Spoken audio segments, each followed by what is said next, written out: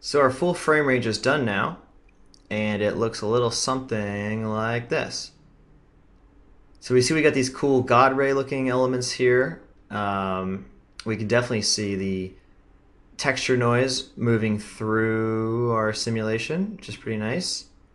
At the same time, we do see all this kind of crunchiness here. That's where it tends to show up is in these high contrast areas. The only way we're going to be able to fix that is through sending more primary rays into our sim. Primary rays are again represented by the pixel sample, which we'll see here, 3 and 3, or rather, right now we're rendering the LQ modes, but yes, it's still 3 and 3. I'm going to recommend then that if you want to increase the primary rays without greatly increasing the secondary rays, because all the secondary rays come from the primary rays, let's instead of having the HQ be over there, let's have the HQ inherit from LLQ. And the reason for that is that LLQ is already set up to send a very few or much lower amount of secondary rays. And we achieved that by increasing this noise level to 0.1, but in particular this volume quality being at 0.05. Because that's the number that directly correlates to how many steps the ray march does through the volume.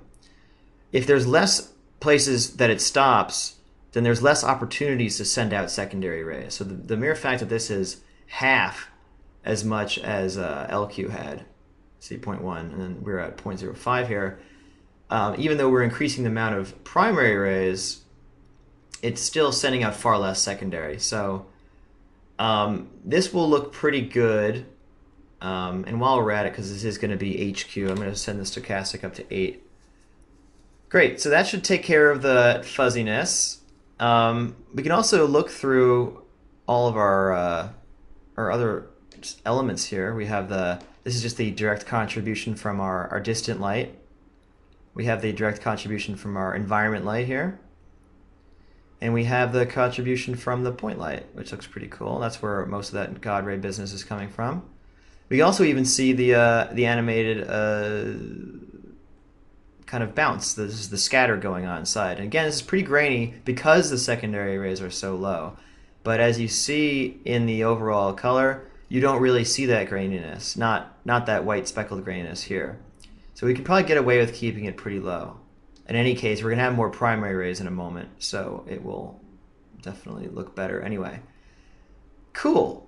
Now in comp, because we have all of these sub-elements here, we can, raise and lower the elements there. But seeing as I'm about to re-render it anyway, I'm just going to take the opportunity now and bake these changes in. And those changes would be like, I feel like this should be brighter. This should probably be as high as maybe 3 to get that contrast that's here. Because right now, again, with this, it seems pretty flat. I feel like our environment light itself is pretty strong compared to the distant light. So it's just kind of washing everything out. So I think this needs to be, as the key light, this kind of needs to be brought up. And the environment light is kind of maybe even need to be brought down somewhat because it's kind of acting like a fill light. And this is fine, probably the way it is. Cool. So let's do that real quick. And if we do need to make more changes later, we don't have to keep re-rendering it. But I'm just going to put these in now because we have the opportunity. So I'm going to set this to 4. And we probably just don't want to see that in the viewport anymore. It's too bright. And it goes for this one too. And we'll set this one down to maybe like 0.4, let's say 0.3. That's kind of what we had a minute ago. Alrighty, save it. And I'm going to see what does that look like with our new HQ mode. Let's see what we get from that. Back to the. Yeah. So here we are with our new HQ mode. And our new lighting, and I loaded in a frame from the animation from before. So this is what we had, this is what we have now. So I think that you'll agree, the increase on our key, basically our distant light, makes for a much, we get these sharper shadows, we see more of the features, it's less washed out here, and also, at the same time, we were able to largely eliminate that crunchiness, and even around the edges here. If you see all this peppery looking thing here, it's pretty much gone, which is really great. Um, yeah, so that's what we're gonna go with. So let's go with that. I'm gonna send that out, and that will for real be the final render of this lesson. So here we go. All right, our render is done, so let's take a look at it. And here it is. Um, Looking pretty cool now. We baked in the higher key and whatnot. We can definitely see that here if we look at the distant light direct image plane. The stronger key helps to bring out detection noise and whatnot. Our environment light is dimmer now. And what else we got? Oh yes, so we've increased our primary samples. So this is much smoother here now in the center. There's still a little bit of graininess, but nothing that couldn't just be touched up in comp. We got these cool beams dancing around everywhere. And then, once again, all together it looked like that.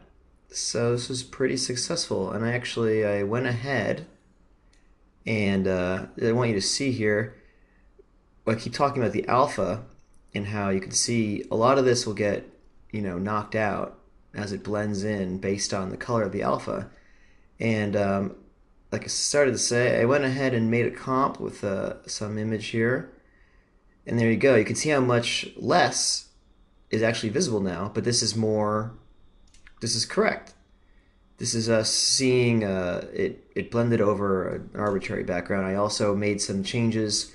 I just changed the color around just to show you, give you a sneak peek of the kind of stuff we can do by isolating the image planes and changing the distinct colors. I made the direct light, the smoke darker, as you can see, compared to the original smoke. See how much lighter it is here. I just made it darker, and I made the point light much brighter, and I changed the color a little bit so it has this kind of purplish hue and so on. I mean, it's just arbitrary in this case, but it gives you an idea of the kind of control now where we can really be able to take this to the next level. We'll do more than this. In the next lesson rather, all about compositing. In the meantime, hope you enjoyed this one, and yeah, good luck out there.